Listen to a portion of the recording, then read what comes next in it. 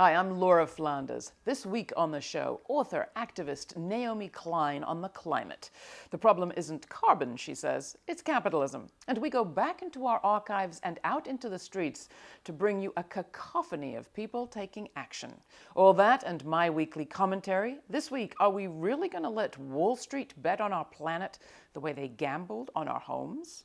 It's all coming up.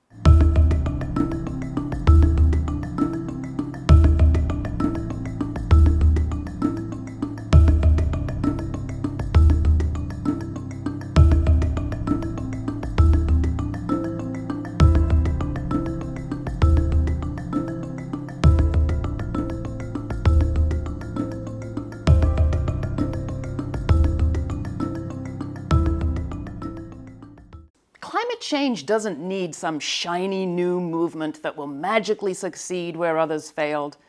It needs to right the festering wrongs left over from our still living movements for liberation. That's the message of a brand new book from Naomi Klein. This changes everything. Capitalism versus the climate. Our economic model is at war with life on Earth. We can't change the laws of nature, but we can change our broken economy.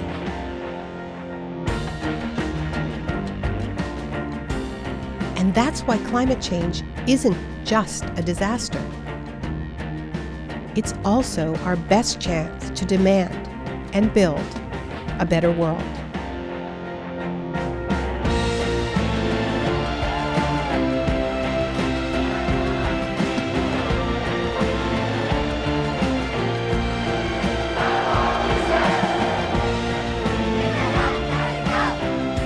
Change or be changed. But make no mistake, this changes everything. After a couple of centuries of extraction, exploitation, and profiting off the many by a few, our melting ice caps, rising tides, and carbon clouds give us the grand push we need to restructure our economic and political relationships to one another and the planet, says Naomi Klein. She's author of No Logo and The Shock Doctrine, and This Changes Everything brings her back to our studios. Glad to have you, Naomi. Glad to be with you, Laura. Really, congratulations. Another incredible accomplishment. The book does the sort of amazing thing of both being really defiant and kind of optimistic. Which are you? Down in the dumps or excited? I am excited, and I think I needed to be in order to write the book, and I wasn't through the whole process of writing. It took 5 years. And the first couple of years, I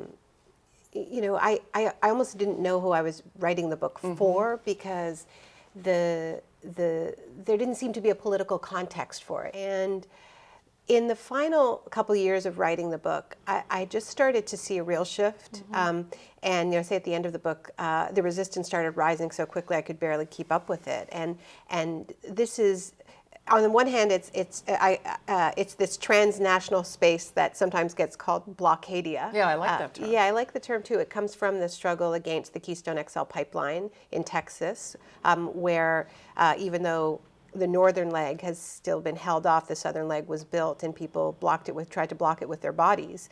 And we have around the world people stepping in where their politicians are failing to try to keep the carbon in the ground. You talk about crisis, you talk about the need to make decisions that go to the heart of culture shifting. There are people that think the choice isn't so hard. And there was even a report out this week, the week that your book came out, saying, and Obama tweeted, we don't have to choose between fighting climate change and growing our economy. Here's a little clip from the people who came up with that report. For years, we've been told that we cannot pursue strong economic growth and combat climate change at the same time. But what if that's a false choice? Around the world, countries, cities and businesses are demonstrating that we can have better living standards and new jobs and a safer climate. So they make it sound very easy. No crisis doesn't change everything. Right, and that report comes from some pretty powerful figures, former right-wing president of Mexico and head of Bank of America, and endorsed by the president, and all kinds of other people who, for some reason, aren't doing any of these things that are supposedly cheap and easy. In some ways, I think Canada's Prime Minister, Stephen Harper, is more honest. I mean, he tells Canadians you have to choose between wealth, but between economic growth and this extractive economy. And it is true that there is a conflict between the logic of just unmanaged growth, let's just say, because if we are going to transition our economy away from fossil fuels, there may be years when the economy does grow. I mean, there's going to be huge expenditures, there's going to be lots of activities, millions of jobs, all of that's true. But we also have to say no to the kinds of economic growth that are destabilizing the climate. Problem Dan is, Swinney from Manufacturing Renaissance, who we had on the program, says you can have growth as in cancer or growth as in a baby. We can choose. we can choose, but we won't choose. And this is why I say that we need to have a battle of values, a battle of ideas, a battle of ideologies, because the issue, I mean, like that report is saying, we know what to do. It's not, in the long term, it's going to help us all. Absolutely true. So why haven't we done it? Right. Why haven't we even done the small things? Why isn't there a carbon tax? Why aren't we even introducing those incremental measures that would make a difference, that would at least get us on the right path? We're on the wrong path. You also say that moment of abolition, that moment of doing away with slavery, was a little like this moment. Nobody could have believed it would happen, but it did. Well, I end the book with this question of okay, so there is still time to radically cut our emissions. We're not gonna prevent climate change. It's already upon us, but there is time to prevent catastrophic climate change. But we need to start doing things that are very, very hard within our economic system, and we are facing entrenched elites that are so invested in this hyper profitable extractive economy that they are doing everything to fight us. And this is why we have such a powerful fossil fuel divestment movement, because the fossil fuel companies have already laid claim to 5 times more carbon than the atmosphere can absorb. So if we think about getting off fossil fuels, we are asking some of the richest and powerful companies in the world to forfeit those profits. That's a really big ask. And so this is the question. Yeah. I mean, can we build social movements powerful enough to have that kind of transfer of wealth, and so I end the book looking for historical precedents for that kind of challenge. And I think there are moments in history where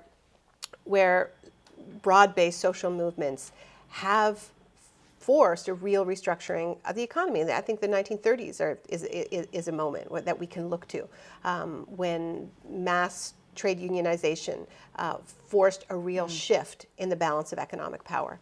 Another moment is the abolition of slavery. Obviously, these analogies are extremely complex, and this is not about equating climate change with slavery. Morally, these are not equivalent. But in terms of what slave owners were being asked to give up in terms of their property,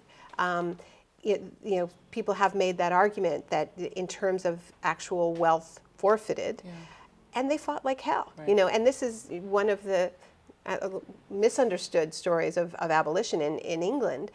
There were reparations for slavery. They were paid to the slave owners. Right. They were paid to the slave owners, not to the slaves. The slave owners were paid enormous sums, and what's interesting is many of them used that money to invest in the new industrial economy, to retrofit their factories with coal-powered steam engines and new railways and so on. So there are historical precedents that we can point to. None of it's perfect, but one of the things I argue in the book is that this is all part of the same story, that the story of how our world became so unequal is intimately connected to the story of fossil fuels. It's a particularly American story, too, in the sense that that year, 1776, with James Watt and his steam engine, was, of course, the great birth year of U.S. independence. The United States Republic, founded in that birth of corporate fossil fuel-driven capitalism, is it going to be particularly hard for us to come up with a new self-image, a new economic ideology, way of relating? The good news is this economic system is failing us on so many other fronts. We have so many other reasons to challenge it. And I think it's really critical to understand the connection between highly unequal societies and fossil fuels. I mean, this is the story of America, as you say, the coal barons, the railway barons, right? There's something about fossil fuels that lends itself to wealth and power concentration, because we're talking about concentrated pools of carbon that require a lot of money to get out of the ground and then a lot of infrastructure to transport over huge distances. So that's an economy of the 1% of the 1%. Renewable energy, on the other hand, yes, you can have big solar farms and you can have, big wind farms, but the wind is free, the sun is free, the waves are free, and they're everywhere, right? So just right there, it is a much more decentralized model. It means that anybody can become an energy provider, and this is why it is so threatening. So it really is. If we think about shifting to a renewable-based economy, I think we are talking about a more level economy. So coming back to your question about, is there a clash between what I'm arguing here and Obama saying, we can have growth, we can have this? Yes, but a different kind. It's a different kind of economy. It's a more level economy. And the problem we have is the people who are benefiting so much from that intensely concentrated, hyper-profitable, very hierarchical economy are fighting like hell to protect it. In terms of models out there, I've spent some time doing reporting for Yes Magazine for a column we've called Comonomics, and it's taken me to the Back and Oil region, it's taken me to Appalachia, Chicago, you name it. Yeah. The question often comes up, you say it's fossil fuel lends itself to this kind of concentration. Or is it capitalism? Because some people say if we have more diversified local control, we can have small mines, we can have native controlled fracking, we're changing power relations, we're keeping our fossil fuels, we're just putting them in different hands. Can we do that? Is that a direction we can go? We have a carbon budget. This is the hard fact, is there is a global carbon budget. There's only so much that we can emit and stay below catastrophic levels of warming. And the argument I'm making is the things we have to do to respond to climate change are things many of us would want to do anyway. Right. We want to invest in our public sphere. We want to invest in the low carbon parts of our economy, the caregiving professions, teaching, the arts, care, like care for seniors. These are parts of our economy that actually are not at war with planet Earth, and they're failing us. Yeah, we have a carbon budget. So there are limits. There's a framework. We have a deadline. We're on a pretty harsh deadline. We need to turn things around by the end of the decade, and we need to be off fossil fuels by mid-century. And I think that existential urgency, that deadline, that framework, can actually be a catalyst for this transformation, because there are a lot of other reasons for us to build a just economy. Right. We want a deeper democracy. We want more local control. I mean, you have been working on, all the arguments that people are happier, they're healthier, they know their neighbors, they're more resilient in the face of crisis.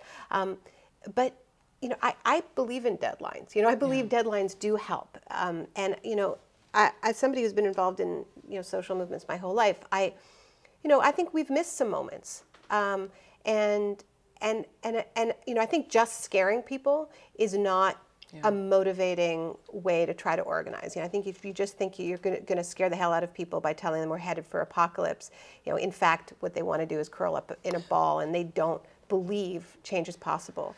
But if you have a visionary framework, and I think more and more progressive movements are understanding that we can't just say no. We have to build those alternatives. We have to show that it's possible. We have to have an alternate vision of how we want our economy to work. If we have that, then understanding that we cannot afford to lose, and that time is short, and we can't waste it destroying each other, as we so often do, can be helpful. Yeah. Towards the end of the book, you tell your own story of growth with this extraordinary journey to have Toma, your son. What part did that play in this volume, in this journey? Well, so the book took 5 years, and in my personal life, I was going through this process of trying to have my first child. I lost several pregnancies. I went through these sort of high-tech fertility treatments. Those didn't work. And then I went, a sort of more low-tech version and kind of gave up and then ended up getting pregnant and became a mom for the first time. And I have a 2-year-old now. So this is what was going on in my life while I was writing the book. And I wasn't planning on including it, but I found that there was more and more I was seeing ways in which this experience of sort of struggling with infertility was affecting the way I was seeing the climate crisis. And in part it was just, it felt very much to me like hitting a biological wall. Yeah. And I felt that there was some value in trying to describe what it was like to just have my body say no. And then, when I went through this process in these fertility clinics where it was all like, well, no, we won't accept no for an answer. We'll just pump you full of drugs, and we're not going to ask why this is happening, but we're going to treat your body like a machine. You call and it just a pump fertility it up. factory. I call it a fertility factory. And it works for a lot of people, and some of my favorite kids in the world were born in these fertility factories, and it could have worked for me, but it didn't. But I found, even if it had worked, I thought there was something about that attitude that in a weird way reminded me of the research I was doing into geoengineering, where it was sort of like, okay, our planet is trying to send us a message. It has a fever, there's a problem, and now there are all these proposals to just override that. We'll dim the sun, we'll fertilize the oceans. We're not going to do what we actually need to do, which is cut our emissions. Right. And so I sort of wove that in, and yeah, it's more personal writing than I usually do. Yeah, people are reacting really well to that part of the book. It's beautiful. You go and live by a stream. But I like the idea that what we need to be doing is building economies based on regeneration, that we can take, but we have to always give back, and we need to protect that fertility that is at the center of life. I like it a lot better than resilience, which is a buzzword you hear a lot, because resilience, in a way, it just sort of means that you can just keep beating up the earth, and it'll just keep taking it. A lot of people I think there are limits. Fed up with being required to be resilient. After the big People's Climate March, what happens next for the movement, as far as you see? I think an event like that, people leave it feeling like they're not alone. Yeah. And I think it's going to really be a shot in the arm for all of these local movements who are fighting these frontline battles. And I think more and more the principle of no new carbon frontiers needs to be enshrined in law. It needs to be across the board. We need to draw lines and say no drilling in the Arctic. We need to have fracking bans, not just moratoriums, and we need to extend them from individual states to whole countries. So I think we've got our work cut out for us. If the right can shift the culture, so can we. Thank you, Naomi. Wonderful to have you. Thanks, Laura. People's Climate March is a unique opportunity to harness our energy towards effective action towards climate justice. And I know a lot of you guys have been waiting for some of the details. I'm inviting up Leslie Kagan. We are assembling right up here on Central Northwest, actually between 60th Street and 86th Street. We will either defend the rights of people and the earth, and then for that we have to dismantle the rights corporations have assigned to themselves, or corporations will in the next 2 or 3 decades destroy this planet in terms of human possibility. The science tells us we've had less than 1 degree centigrade of warming, but we'll have somewhere between 2 and 4 degrees by 2050. This is clearly not livable. It's part of the story. It's part of that fabric of all these multinational corporations coming in illegally, extracting resources. We always come back to that. It's all about extracting the resources. In our society, people look at nature as a great big resource for our pleasure, profit, and convenience. And we do whatever we want with it, we dump whatever we want into it, we move whatever we want, wherever we want, and we're in trouble. Part of my duty and responsibility as an Indigenous person, as a steward of, a keeper and a steward of the land, that it's my responsibility to come forward and protect it as as much to my ability as I can. The models that I have problems with are models that continue to rely on a market system that's based on growth. If we start to differentiate between growth and development, and we have an economy that's based on development and quality of life and well-being, then that can start to create a very different dynamic. There are businesses being built today and fortunes being built today that are riding this transition from fossil fuel-based energy system to a clean, renewable-based energy system. And it's not a straight line, but it is probably the single biggest investment opportunity, business building opportunity in the history of civilization. We have to tell the truth that this is a planetary emergency, that the transition being proposed by the corporations and the politicians isn't happening, and we need democratic control over energy, resources, and options. And I think that's a narrative that we should be pushing forward. There are alternative, sustainable, renewable energy out there, and there's more and more. We have the technology, we have the scientists, we have the people that are skilled to do these things, and I think we need to start pushing our leadership, our governments, and all these multinational corporations, if they're agreeable, to start going in that direction. Reclaiming what was once public and turning it into a public service again is a step that unions can support from the point of view of their own members' interests, but also from the perspective of planning a transition to a renewables-based economy. We need to have a society and a civilization and a government based on reason, based on science, based on facts. What we have in a lot of cases, especially when it comes to oil and gas, policy-driven determinations that then you have to try to figure out how the science makes sense, or you take the science and just put it away and nobody looks at it. You put those groups together and you have, a rebellion that cannot be stopped. In fact, that rebellion is already in full swing, which gets back to the political point. This is about recognizing the power that we already have.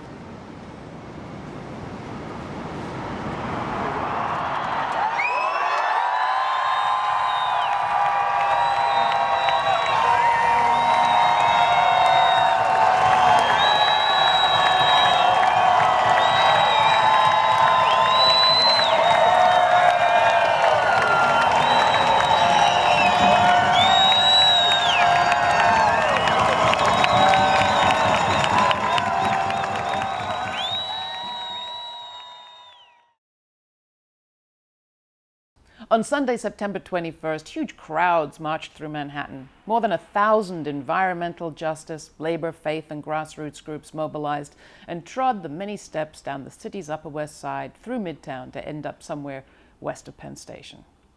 The People's Climate March was peppered with signs: save the planet, reinvest in our cities, sea walls, not war. For every person, there seemed to be a particular passion. While there was no single policy ask, a few of the organizers, people whom I respect, laid out their reasons for marching in an essay published a few weeks ahead of time. We march because we've raised the planet's temperature almost 1 degree, they wrote. We march because we know that while climate change affects everyone, its impacts are not equally felt. We march in frustration. Why haven't our societies responded? We march in hope too. Huh? I was reading along happily enough until I got to that. Hope? If ever there was a time to banish that word, this is that time. Don't get me wrong, I know people need reasons to get up and get out in the morning, but hope? Look it up. It's vapid at best, insidious at worst, and it's had a hold on us for way too long. According to the dictionary, hope, a feeling of expectation and desire for a certain thing to happen. Isn't the climate march's point that the climate crisis is right here, right now, not about feelings or fears or expectations? It's current tense. The other point has to do with power. We've tried desiring, believing someone outside us will save us, haven't we? I could have sworn that was the whole idea behind the People's March. What are we hoping for? In what? In whom? I humbly suggest that we've been in a trance brought on by decades of political pacification, especially in the climate context, in which the science can seem mysterious and the solutions just impossible. It seems to me it's time to break the trance of hope. Lots of people are doing it. Global climate justice groups from Manhattan to Black Mesa are saying we can do this. We can decentralize control. We could take up tools and implement plans to produce locally, distribute equitably, and shore up the commons. We can do this, but not if we wait and project and hope. We can do this if we get really comfortable with being right here, right now, in this state, and then very serious, not about hope, but about each other. Break the trance. Write to me, Laura@grittv.org. Thanks.